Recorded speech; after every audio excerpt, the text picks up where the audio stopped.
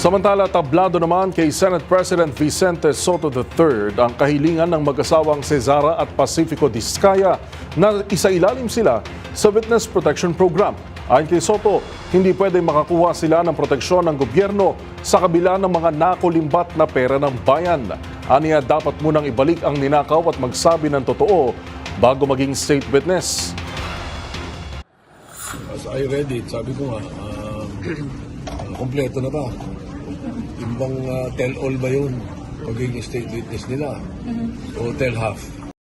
Samantala, para kay House Infrastructure Committee Chairman Representative Terry Ridon, hindi sila kwalipikado na tumestigo kahit nagpahayag ang mag-asawa ng kahandaan na isiwalat ang kanilang mga kaalaman sa isyu ng korupsyon sa mga proyekto ng gobyerno. Paliwanag ni Ridon, hindi sila maituturing na least guilty dahil bahagi rin sila ng kickback scheme sa flood control projects kasama ang ilang opisyal ng DPWH at ilang kongresista.